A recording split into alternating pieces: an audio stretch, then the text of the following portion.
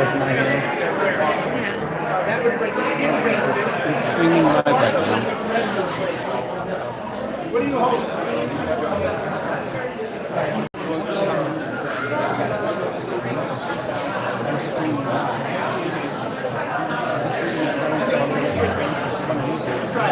You want to use it? Wait.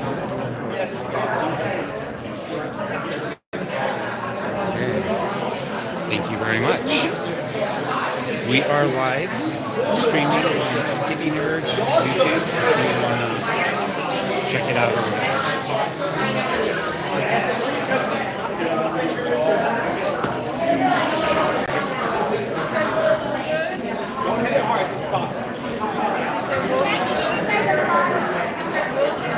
Hold is excellent. Yes, that was.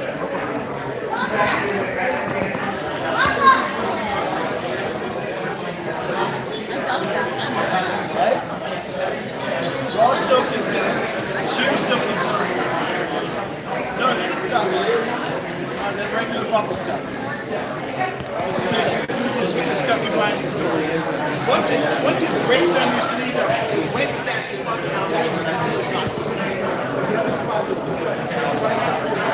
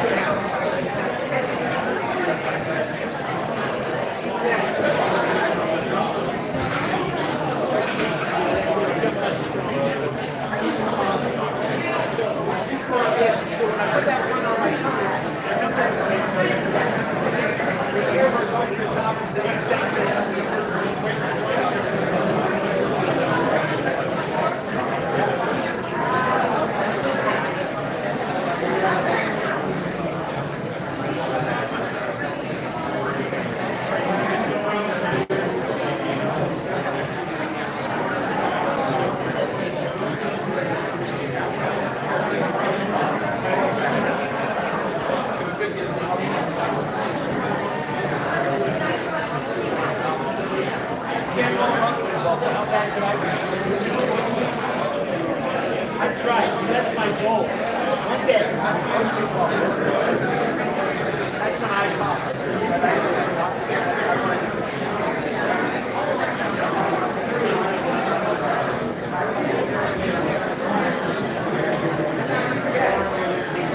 That's the 2001 Space Odyssey shot. The ones that come right to them.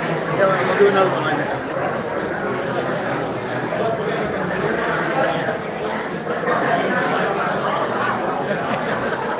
Space, the final frontier.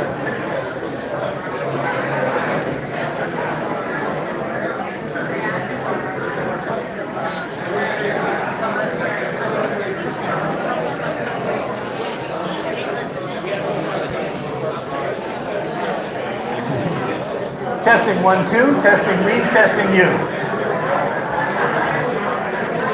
Testing 1, 2, 3, testing you, testing me.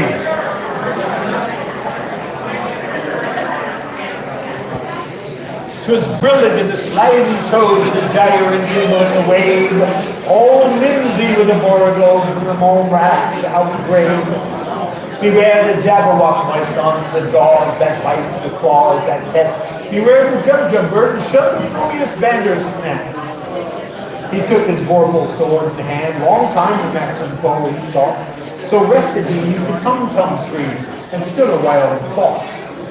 And while in uffish thought he stood, the Jabberwock with eyes of flame came whiffling through the tulgey wood, and burbled as it came. 1, 2, 1, 2, and through. His vorpal blade went snicker-snack.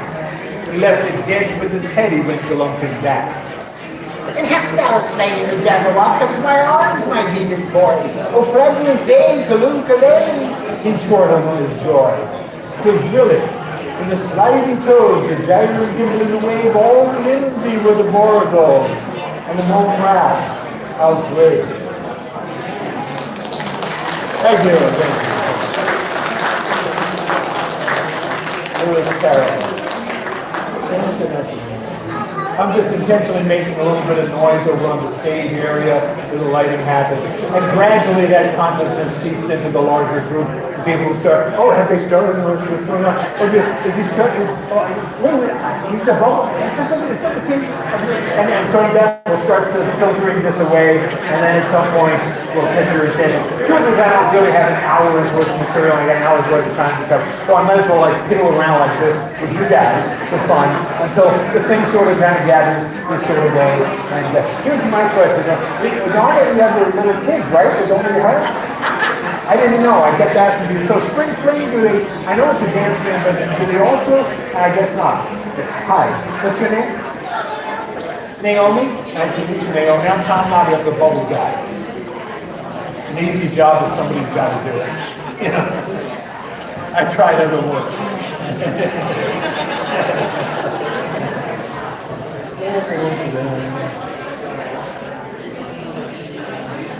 Then sometimes, after hearing noise for a while coming through a microphone, and then silence,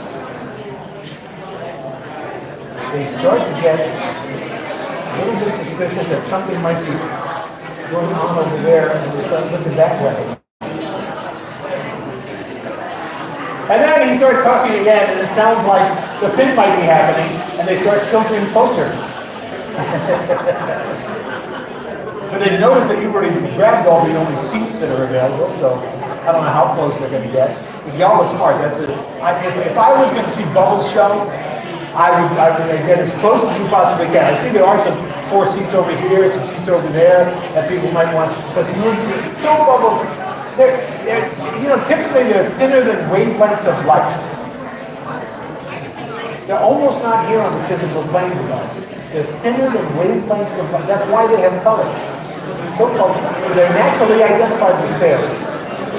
So maybe they do and maybe they don't exist. I mean, they're really on the edge of physical reality. So-called.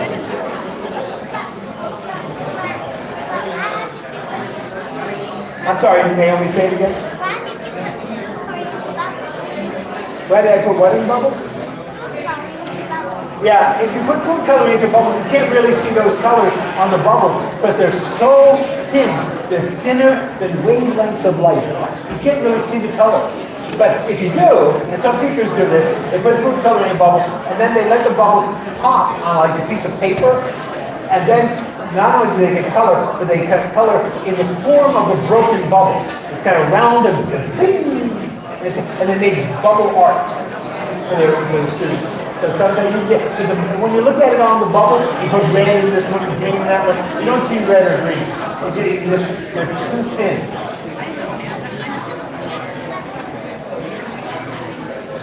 Yeah, I'm not sure what that is.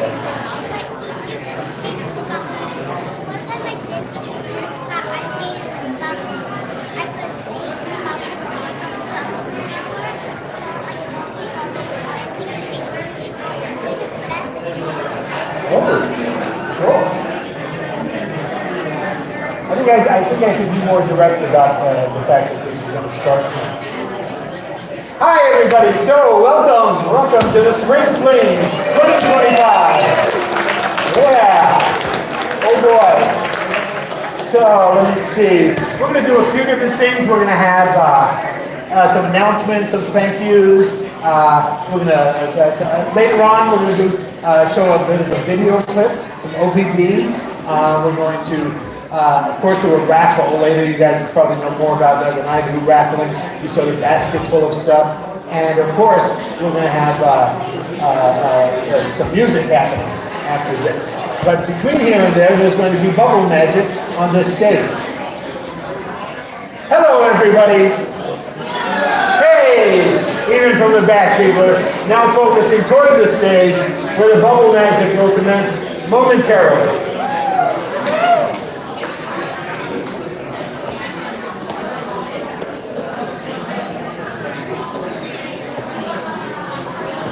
Okay, let's see about that then. So my name is Tom Noddy. What I do is called Bubble Magic. We're going to do these announcements in a moment. Vanessa's going to join me on stage, but I think we should get attention here, and I'm going to do a few of the bubble tricks just before she comes up so that she has attention when it begins. Let me start with a caterpillar bubble.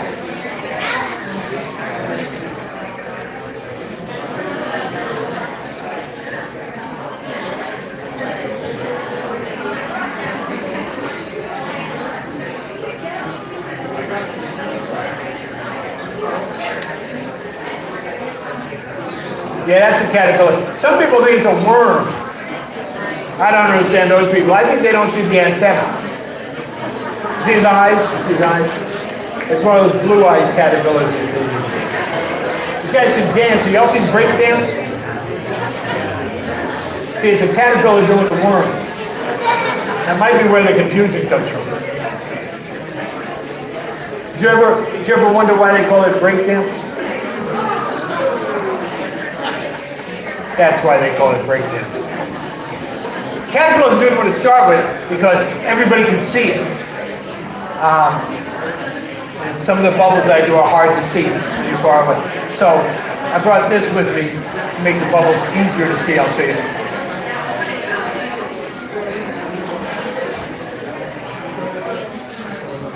Yeah, that's a nuclear bubble.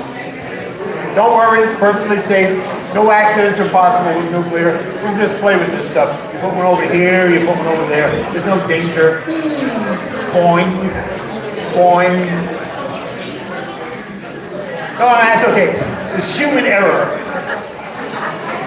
No, don't worry. If we have accidents with nuclear, we have backup systems. Back up, everybody, back up. That's all they figured out so far. So, that's as much of the actions I want to spend on this noisy group. So I'm going to bring Vanessa up so that she can make some announcements. Can people please quiet down in the room? Hello? Hello? Hello? Can people in the next room please quiet down a little bit more?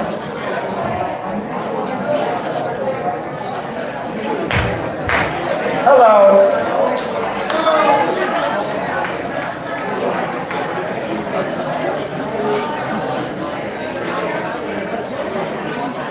Vanessa, why don't you come up? We'll make some announcements.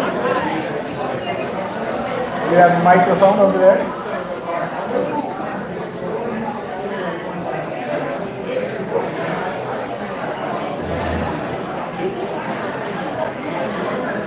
Oh, that's your new mic. Hello, everybody. Hi. Thank you so much for coming out to Spring Fling. Give some applause for Vanessa here. We'll get everybody's attention to the fact that it's really happening over here now. We can get everybody to take their eyes on up here. We're going to actually talk about something that's very important to the fair, just get us started. I don't know if you've heard of it, but we're a volunteer organization. And today, we have our volunteering group over here in the back end. They are helping us so much by taking applications from anybody who'd like to volunteer for the fair. And if you're a coordinator, please visit this table because they will always help you find crew members for your group. What they like to do is they put together a whole bunch of information, they ask a whole bunch of good questions, they do a whole bunch of work just like we all do, and then they give you a whole bunch of help. So any coordinator that needs anybody to fill in on their crew, they are where you need to go. Their email is volunteering@OregonCountryFair.org. One person heard me, and I'm going to take that as a win. Thank you. Another really wonderful organization that's very near and dear to our heart is KOCF. Can everybody applaud for KOCF? Lots of heart, big old bandwidth on the internet, and they are making the Veneta area proud, and plus they're making me happy. I don't know if you guys know this, but KOCF turns 10 on July 1st. This intrepid group has done a wonderful job. I don't know if you know how hard it is to put together a radio station on $2.50, but they have done it. They do a wonderful job. They have a lot of really dedicated people, and one of those people is Andy Goldfinger. I'm going to invite Andy up right now to talk a little bit about KOCF. Andy, would you like to come up and tell us about KOCF, please?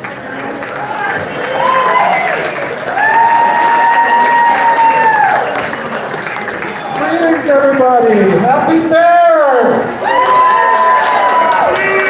The official kickoff to fair season every year in Spring Fling. Now, Vanessa mentioned KOCF has turned 10 years old today. It's a little bit mind-boggling. I'm the program director at KOCF, and going on the air July the 1st, 2015, and promptly blew up the transmitter. Yeah. 2 days later, though, they had a new one. And we've been on the air 24 hours a day ever since then, except for when the transmitter blew up during the plague. And then we only lost 1 day. Now, I'm in my second term now as the program director at KOCF. I came on as a broadcaster. Halloween night 2015 was my first show. I soon became program director, development director, volunteer coordinator simultaneously. And in those days, we would go out and we would do events and people would come up and say, we didn't know the fair had a radio station. Now we go out and people come up and say, we listen to you guys all the time. We love such and such show. And I have a list here. They gave me a script, so don't worry. I'm going to make this quick. You know, we started out, many people might not know this, we started out as 92.5. And in 2017, we switched to 92.7 because we didn't want to interfere with the Word of God. I kid you not. Did you not? That was why. Because 92.5 is a very powerful station that is very representative of that particular entity, shall we say. So I have people to thank. There are a number of elders who 10 years ago sat up in a loft above a bakery for 2 years plotting this little contingency that we now have. So those people included Michael James Long, Jim Kettler, Heather Kent, the late Peggy Day, Joe Magner, Jay Hennigan, Bob McCarthy, and this last person, Dean Middleton. So when I got here and started making community engagements and started talking to people at the fair, talking to people in the community, every single one of them said there would be no radio station without Dean Middleton. It would have never seen the light of day, but because of his character and his commitment to the community, they finally said, what the fuck? So, now, continuing on with the list. Starting a radio station is not cheap. It took $10,000 to get all the equipment necessary and get all the permits necessary and licensing necessary to start a radio station. So among those in that founder circle of that initial $10,000, some of you may recognize some of these names. Carol Stangler, Michael James Long, Alan Cohn, Jacques Juvenat, Robert Jacobs, Darlene Colborn, Peggy Day, David Hoffman, Jay Hennigan, Karen Stingle, Bob McCarthy, Katie Gomez, Dean Middleton, Gina Sciaccia. I hope I did that one right. Boy, trust me, I can butcher a name with the best of them. Easy ones: Joseph Wood, Laura Wood, Melissa Pyle, Bob Nesbitt. Almost done. Let's give them a round of applause. It's really their fault that I'm here. So now let's talk quickly about the original staff of DJs at KOCF. Our current music director, Wally Bowen, Chris Stillwell, Stu Burgess, Randy Painter. And I'm telling you right now, if you want to trigger flashbacks, Randy Painter's show on Saturdays at 1 o'clock, or at noon, at noon. Old commercials, old air checks from DJs in the 60s and 70s, it's mind-blowing. Dr. Yeti, and then we lost one a couple of months ago, Marshall Peter. You want to talk a man who had a passion for music, and for radio, and for community. He was unparalleled in that regard. He was able to fundraise for the radio station in a way that is beyond words. He is an absolute legend in his community. And his show, Jumping In and Out of the Blues, will continue to air because he's got 8 or 9 years worth of shows. So there's many shows that people haven't heard, so we're going to be continuing to hear that show. Community support was vital to the success of this station. Terry Nye, Lane Fire Chief, the new Fire Chief, Dale Borland, Rick Ingham, Vanita City Manager. I mean, you want to talk about a dude that stood up for the station in the community of Vanita. Amazing. Kyle Schauffer, who was the Vanita Public Works Director, also stood behind this station in an unbelievable way in the community. All right, now we're down to the fair folks. Some of them no longer with the fair, but instrumental in putting the station where it is now, the booth that we have now, the facilities that we have now. A lot of the things that have been done in the last couple of years were due to these folks on the board and in fair management. In particular, Crystal Infante, former operation manager, Shane Harvey, facilities manager, Paxton Hogue, who's been a supporter from day one, Colleen Bowman, Justin Zaria, and John Silverman. And to all those people that have been supporting us over the years and are continuing to support this station, we thank you. And if you don't know, this radio station is run by 100% volunteers. Not a soul in this station puts a penny. So keep that in mind when you want to donate and when you want to contribute. It all goes to the radio station. Thank you. Testing 1, 2. Am I on again? Yes. Andy Goldfinger is the station director at KOCF. Also a DJ there. And nobody gets paid, huh? No, whenever we say that about the band at the country fair and stuff, they kind of rise up in. So, this is the portion of time where I'm going to do more of my act, Bubble Magic. When I first started, my first fair was 1979. And, you know, when they first organized this idea of a crafts fair, they knew they needed to have stages, they had to have music. It hadn't really occurred to anybody to book variety acts, vaudeville. That happened to the fair. We showed up, and we played on the trail side, and actually, as street performers, we kind of know what we're meant to do. We have to create an audience, and the way to do that in a crowded place like that is to holler out, make a bunch of noise, and get a bunch of people on the trail who are supposed to be moving along to stop moving, and suddenly there's a crowd, and other people from distance look over, there's a guy yelling, and a crowd must be something worth seeing, and so we would like block traffic. That was our plan. And if we could do that long enough, do the show, get a hat to them before somebody from main camp would come rushing out to break up the pedestrian clog, then we will have done our job right. It set up kind of this competition with the people who were trying to organize events at main camp. But we smoothed it out. It took some years. The Flying Karamazov brothers and Reverend Chumping. The Karamazov were juggling torches and sickles and hatchets, and they took out their blades and they cut their way into there wasn't any bitch mannequin.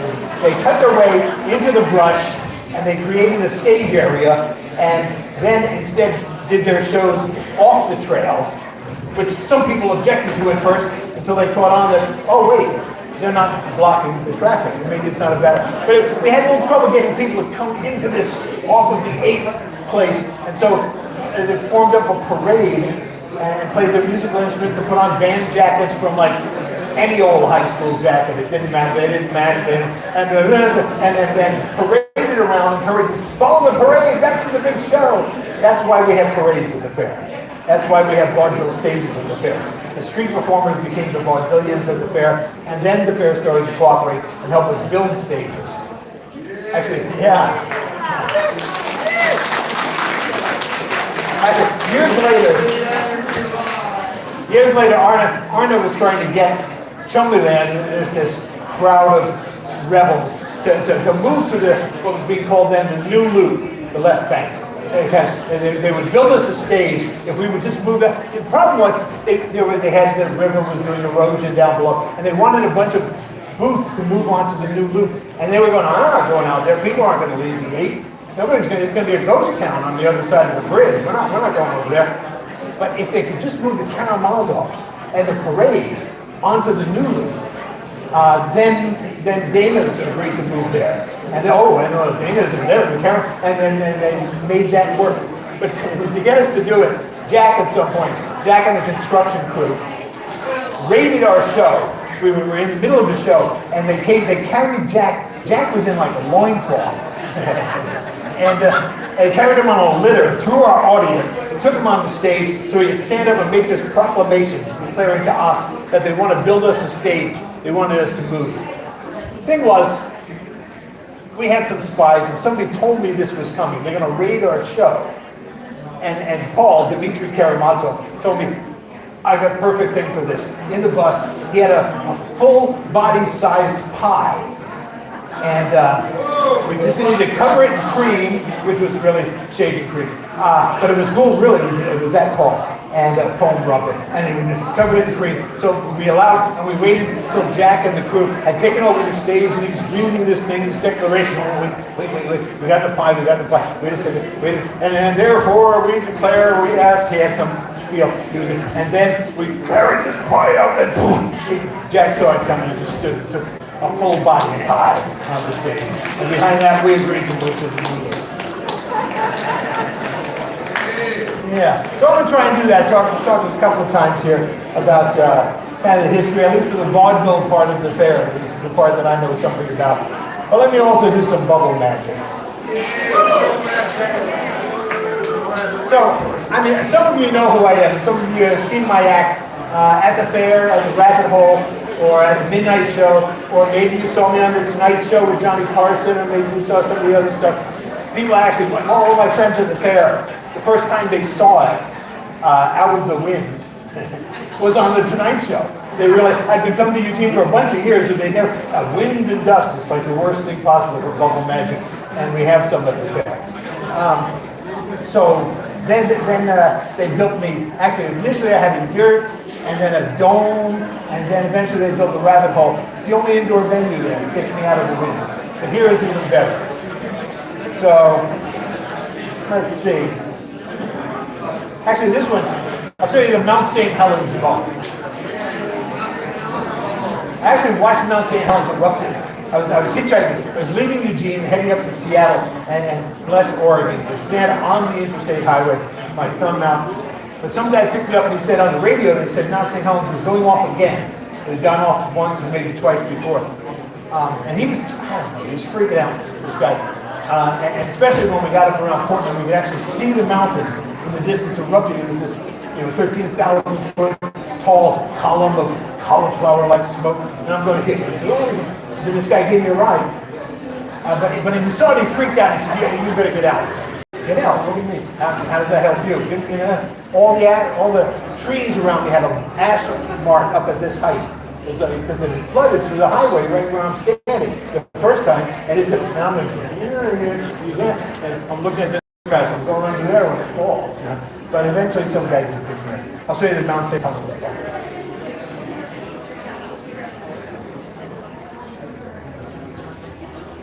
See that silence sometimes kind of quiet.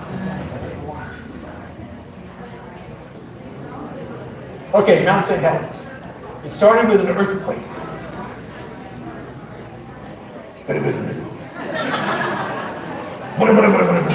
That's 5.6 of Richter scale. I live in Santa Cruz. We know the Richter scale. And then there was an eruption. Get me out of here.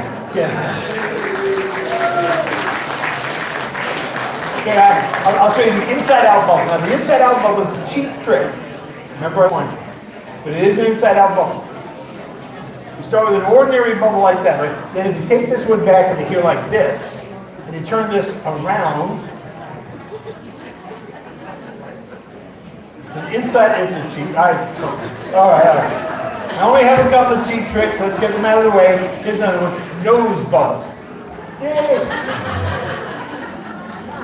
Some people like the cheap tricks.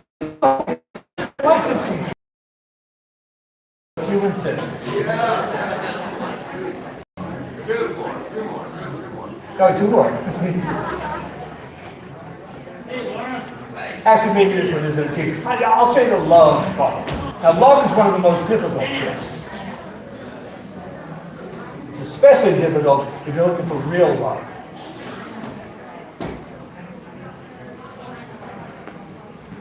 And real love, oops. That happens with love. What can I say? That happens. Okay. Real love.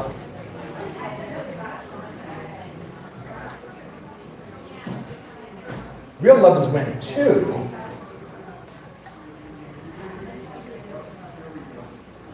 become one.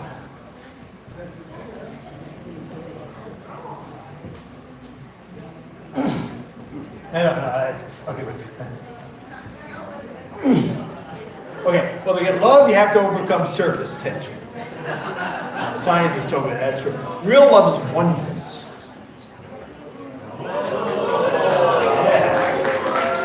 Oh, look at that. Babies. Oh, twins.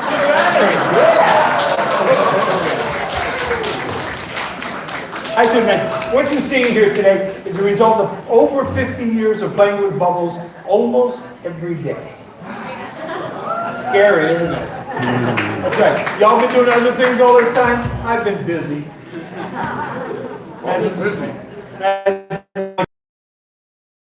The hair than the bubbles. Somebody's thrilled.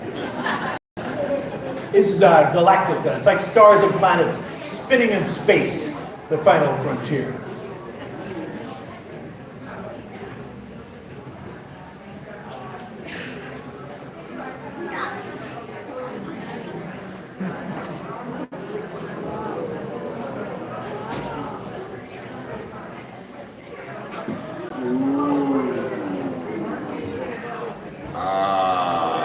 Hey, now the drugs are kicking in.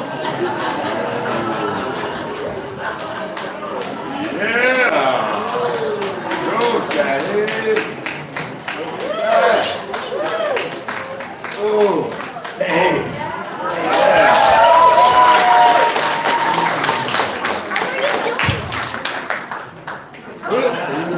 Uh-oh.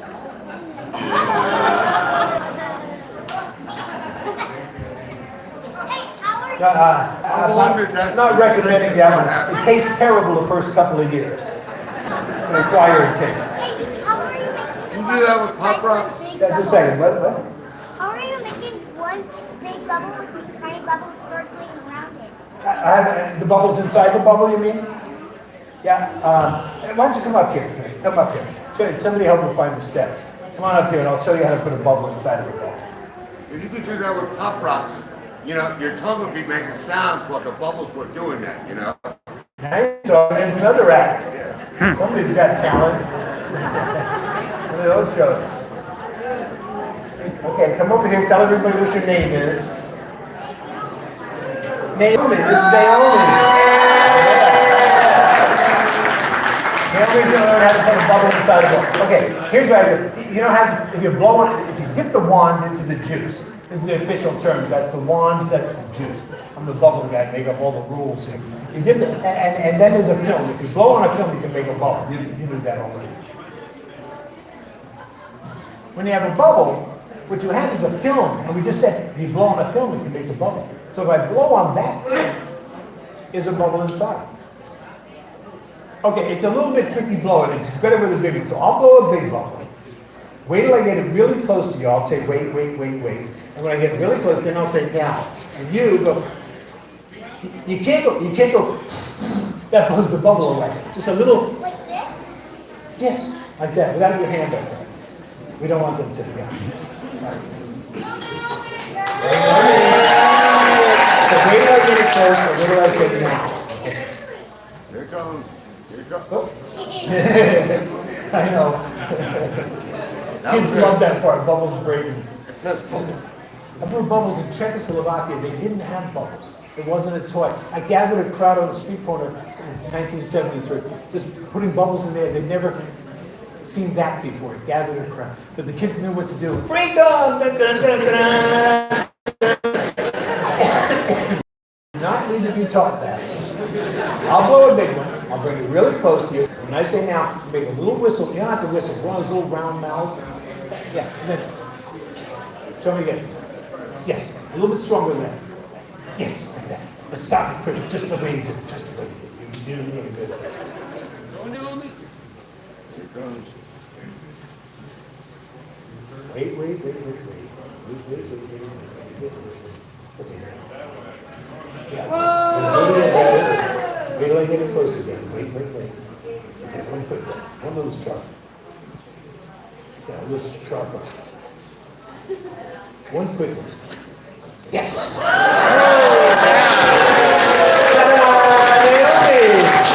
bubble girl. Okay, get out of here. It's my show. I mean,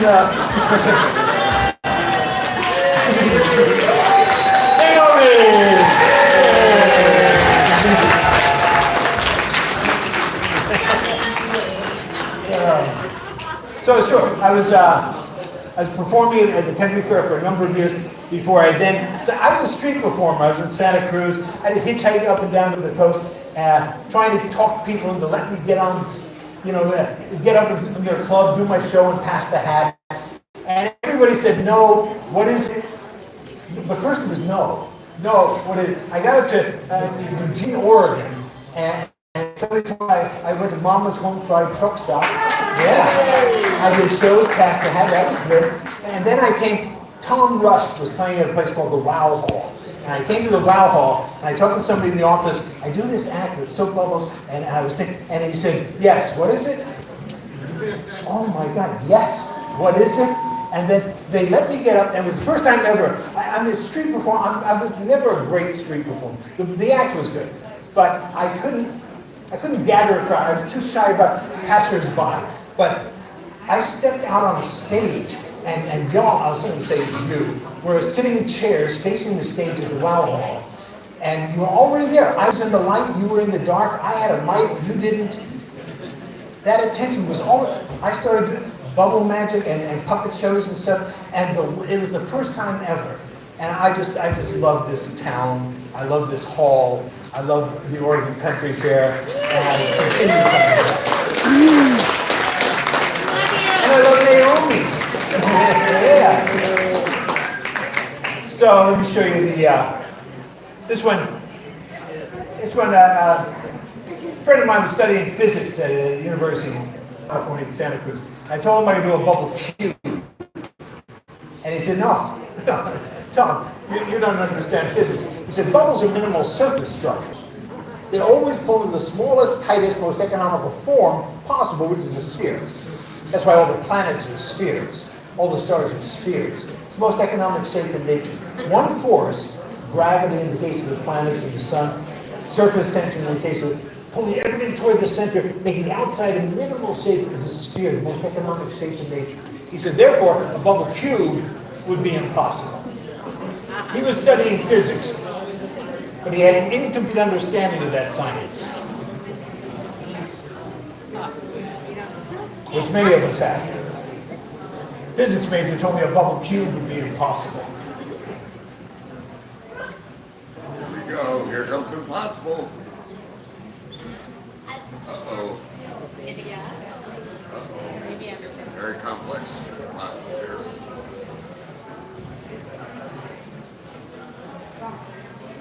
Oh, Oh. No, I blew it.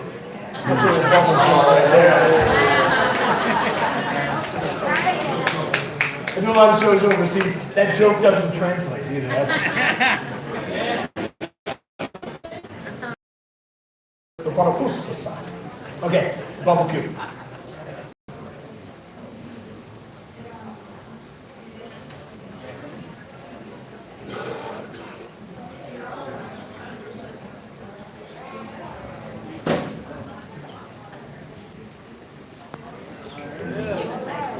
Nothing's impossible.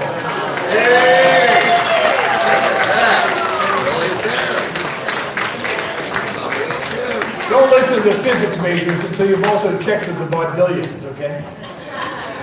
Back to a sphere. They do like that shape. Pardon me, homie. So the bubble in the center is surrounded by 6 bubbles that are pressing on it equally from 6 different... If I can press on you hard enough equally from 6 different directions, you'd be a cube too. That's the minimal shape possible in that environment. So if I only have 4 bubbles, you'd have it's a kind of a pyramid. Yeah, not like the Egyptian and the Mayan pyramid with a square floor. This one is all triangles. 4 triangles called a tetrahedron. Buckminster Fuller called it the primary shape. First time you can surround space with planes is that those 4 planes, 3 you can't surround, 3D you can't, but 4 equal triangles can surround space into a tetrahedron. Tetra means 4 in Greek, hedron means side. So this one, tetrahedron, or a kind of a pyramid.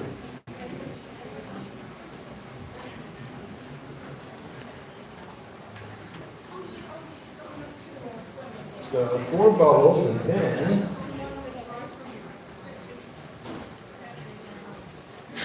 4 triangles. Yay! All right. If I put another one on the outside, That's a pyramid. it's now a triangular prism. 2 triangles, 3 rectangles. Another one? Up, suds. Somebody told me that's bubble cursive. Yeah, suds. 4-letter word. Yeah, I'll make another shape. I'll show you the tetrahedron, the cube, tetrahedron, triangular prism, cube, and then the bubble house. Wow. Gotta see. Look at that. Oh my. What? Tetrahedron, Boy. all triangles, See how it's shaped? It's not 2 triangles, 3 rectangles. Put another one. Cube. 1 more. A bubble house. Pentagonal prism. Ooh. Yeah. Heavy bubble, man. Oh. Ah.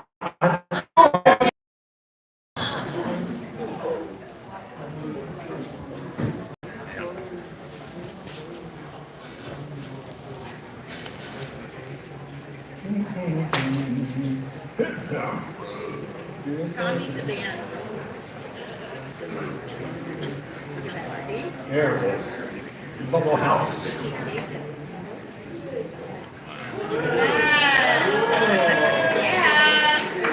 Pentagonal prism. By the way, people who live in bubble houses shouldn't. My advice is so somebody, you know, the Pentagon is not a pentagon. The floor is a pentagon's a flat thing like a square. It's not 3D. So the floor is a pentagon. The roof is a pentagon, but it's got these rectangulars. It's a pentagonal prism. Anyway, I'm close. Let's see. Oh, I'll save one of those really cool shapes. But let me show you this. This is the Land of Oz. Did you guys ever see the movie The Wizard of Oz, the original one? Yeah, you saw that? Did you see it? Do you remember that? You remember the part where the tornado picks up Dorothy's house? Watch for the tornado inside the bubble. Oh, I'm sorry. Yeah, I'll do that one. But before I do, let's do a different bubble from the same movie. And then I'll do the tornado. Yeah, everybody thinks the bubble that Glinda was in. But especially in the new movie, that's a really much better bubble. That it just seems a disc. Anyway, yeah, okay.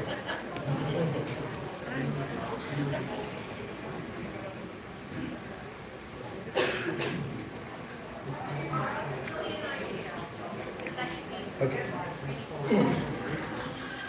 Auntie M! Auntie M! No, okay. All right. We like the cheap tricks. Okay.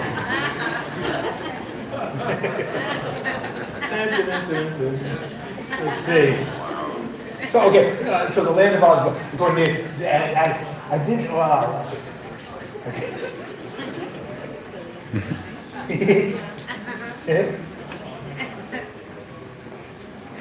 Are there fans on? We should turn off the fans. No, it's already too hot. Yeah, I know if it's one, but yeah, bubbles and everything. I'm saying another fan. Yeah, but the bubbles move away, and then you're watching a guy that can't, you know, it's even more uncomfortable than hot.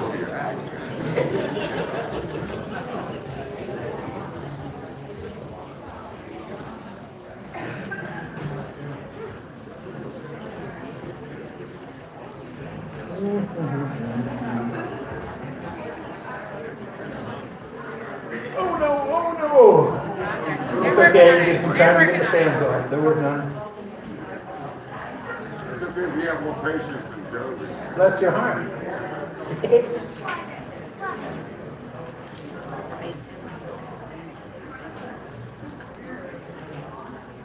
Really, before they built the rabbit hole for me, before I had the indoor venues, and I was always doing bubbles in the wind, that the fair tolerated me. Oh, you can't really do it. It's an important bubble. That was an important bubble. Oh.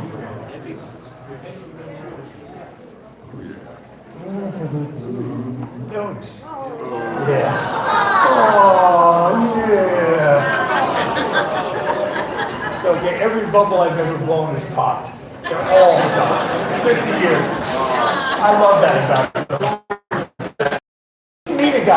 I did meet a guy that kept bubbles in jars in his bubbles never popped. He was 82 years old when I met him. Michael G. Plasterer. He lived on a farm in Huntington, Indiana. And I've been asking like the older jugglers and magicians, you ever hear of a bubble act before me? I invented all this stuff. Is there, what's there, bubble acts in the old vaudeville with a bubble? Nobody, no, magician, nobody. And then one guy said, yes. There's an old guy, he's still alive, he's on a farm in Huntington, Indiana. Eiffel G. Plasterer. It was before the internet, so I had to like go through long distance information. Tracked him down, got him on the phone. And he, oh, you're welcome to come. So I was living in my van, old Van River, with Jan Luby, and on the East Coast, and we were heading west, and we dipped down into Indiana, and we visited his farm. He couldn't show me his act. It took him hours to set up all of his equipment. So the first thing, I just wanted to show him, you know, on the way there, I'm thinking, okay, I do want to, there's another bubble guy, I want to meet him, I want to see him, but I'm really about to meet the guy that invented all of my tricks before I did. Okay, but I'm going, I really want to see, And I got there, and again, he couldn't show me his act. He said it all, but I could show him my stuff. So the first thing I did is I blew a big bubble. And I blew a bubble inside of him. He stood back 50 years, he had never seen a bubble do that before. His bubbles wouldn't do it. He made his own formulas. They were really strong, or slow, or he said, that's a very fast solution you have. He had wet, dry, fast, and slow. He had 9 different formulas he used in his show. I was going to Woolworths and buying the cheap stuff. I found out what you can do with that, with Wonder Bubbles.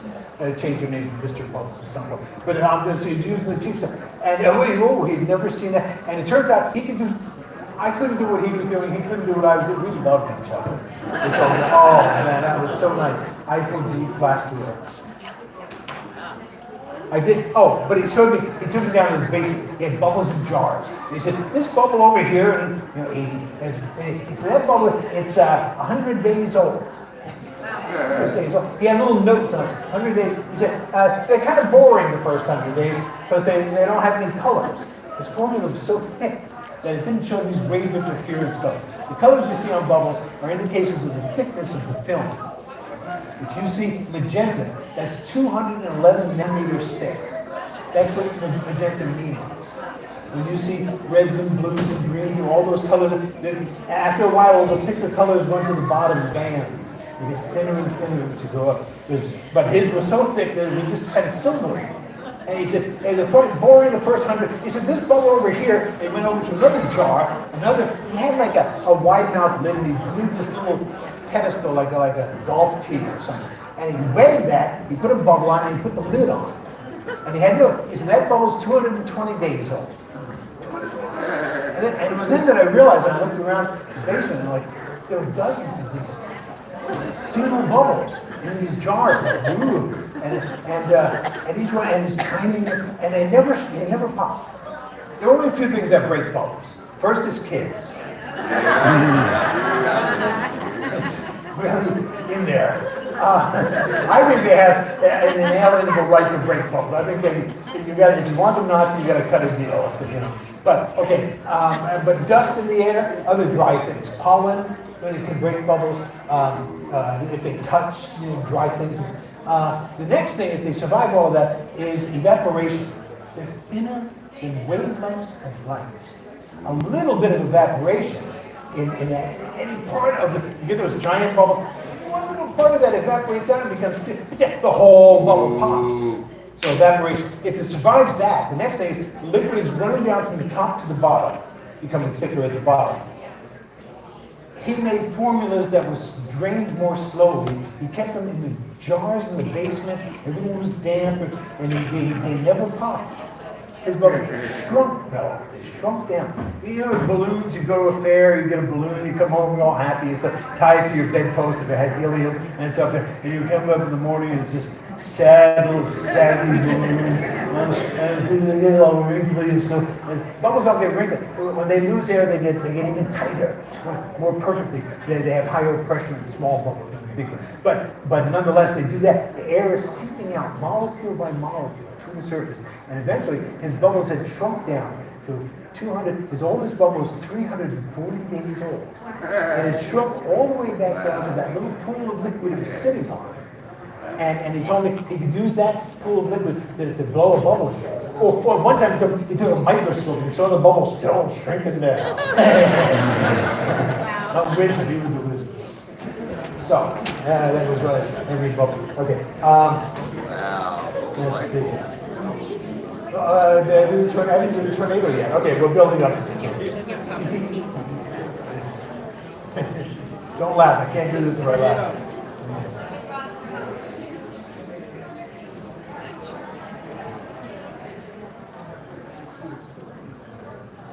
Maybe they would, yeah, it's calmer.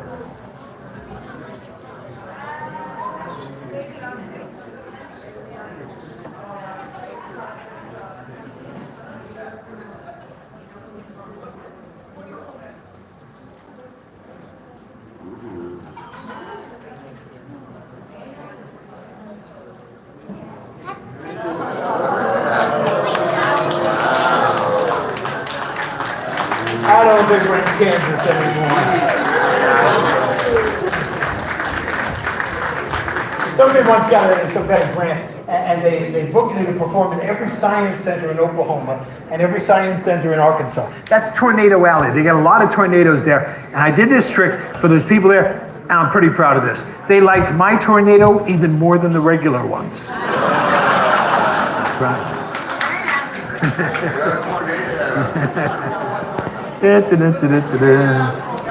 So, where do we go? We did I showed you the tetrahedron, the triangular prism, the cube, the pentagonal prism. Let me show you this. This is a dodecahedron. Yeah. Dodeca means 12. So this has 12 sides. But here's the thing. A cube, it's actually pretty simple. You guys could do a cube, honest. It's hard for you because you're not good at holding them up. You just wet a tabletop. Wet that, and then use a straw and blow domes on the tabletop. They'll stick, you don't have to hold them, and then you can experiment around with shapes and stuff like that. But if you put 6 bubbles together in a cluster and blow one in the middle of it, it'll become a cube. If they're about the same size, it'll become a cube. It's not that difficult. The dodecahedron, some guy that knew science, math, he said, oh, you can do a cube, can you do a dodecahedron? I didn't even know what he was talking about. I know, so he said 12 sides, all pentagons. All pentagons. And so I tried and I tried and I tried it. And one day I spent, me and Mescalito, out at Last Chance Road in outside of Santa Cruz. And I spent all these hours and just out really, it was raining outside, which is perfect. All the dust out of there, humidity into the air. And my hands were working fine. Okay, they looked kind of chubby, but they were working just fine. And I tried it and I got faster at it and I got better at it, but I still couldn't find the arrangement. There are many ways to arrange 12 bubbles, and only one specific arrangement will give you 12 pentagons. And I kept going, and at some moment, I like build them, and then I turn the whole thing around and see if there was anything but a pentagon. Oh, no, that one had a hexagon. Oh, there's a triangle. That's over and over, and then suds. And at some point, I was looking in, and I realized I'm like really in it. You know what I mean? And I'm like really in it, and I'm doing this in it thing, and I realized I'm like in the suds, man. I'm like in this. Well, I broke all the bubbles. And I went out and I went for a walk. It was nice. And it stopped raining. The water was rilling down. Salamanders came out of their hole. It was really things were dripping. I got for a good ways. When I saw it, I saw the dodecahedron. I knew how to do it. It's not any random 12, which is what I was doing. It's a regular. It's 2 and then a ring of 5 and then a ring of 5. It's symmetry. But I didn't have the juice with me. I had to go back to the juice here, pushing my way through the hallucination, back to where the van with the juice was, and I got there. And I could do it first time. My hands just because they got all this practice. They learned the weight of it, and the first time. I'll show you the dodecahedron. I don't tell every audience all of this, Yeah.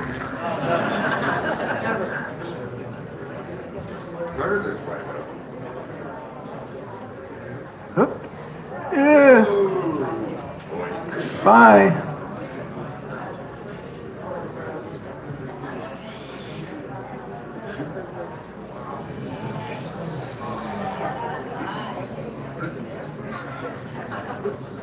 Okay.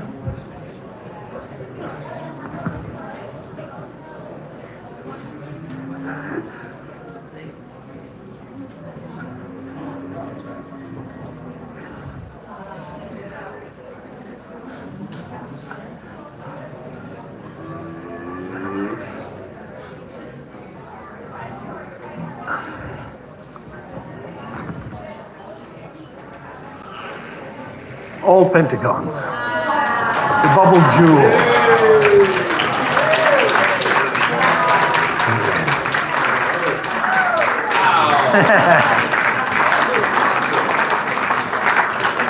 Now to Pythagoras, they taught about him in school. 600 BC. He was one of the founders of Western mathematics. To Pythagoras and his followers, mathematics was a religion.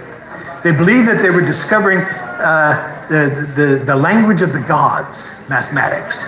And this is how the gods made creation with math, all as numbers, they said. And they figured out something. A cube is 6 squares, all equal angles, enclosing a space. There are only 5 figures like that in all of nature. They discovered 4 of them first. Tetrahedron, all triangles, all equal angles. There's another one, icosahedron, is 20 triangles. Octahedron, 8 triangles, all equal angles. And to the Greeks, the ancient Greeks, the Pythagoreans, these represented the 4 elements: earth, air, fire, and water. Tetrahedron was fire, the cube was earth, octahedron was water, icosahedron was air. And that was it. And then they found the dodecahedron.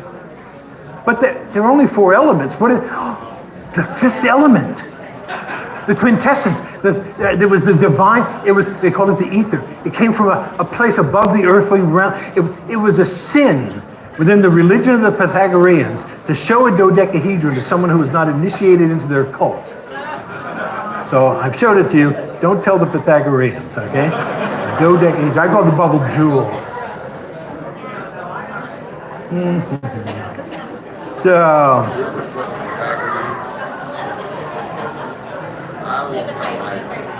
anybody gonna tell the Pythagoreans? now let me see. Let me show you the carousel bubble. This one, when I first started coming to the fair, I was with a guitar player, a hot guitar player. We used to play around the Mama's Home of Pride Tough Talk here, Saturday Market, up and down the coast. He was from Canada. We hitchhiked back and forth across Canada. David the Minstrel. I don't know, anybody knew David the Minstrel. And David learned to do some bubble tricks. And then eventually David came up with a bubble trick of his own and said, Tom, I want to give this one back to you because thank you so much. This is called this carousel bubble. If you ever see, if you Google Tom Noddy and Tonight Show, the Tonight Show has it up on YouTube. And you can see my performance in 1983, young, slim, Johnny Carson, smoking a cigarette. I know, those were the days. And when I get to the carousel bubble, I'll say something about carousel, and I'll say, thanks to David the Minstrel.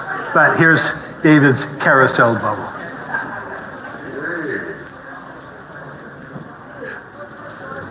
David's not with us anymore.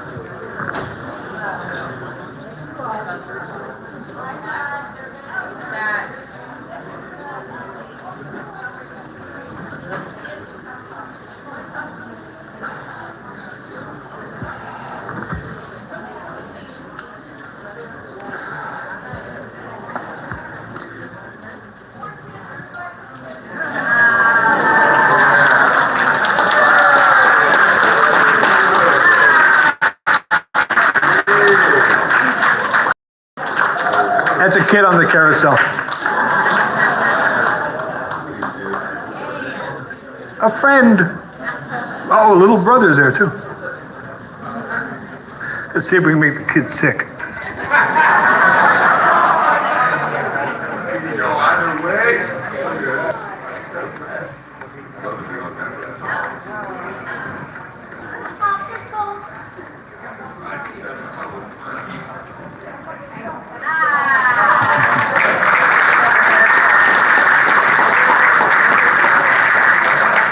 Vanessa, how are we doing on time?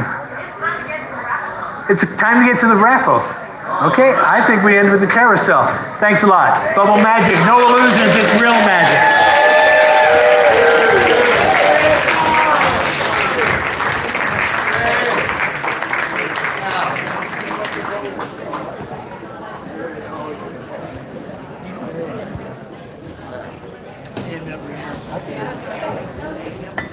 This one.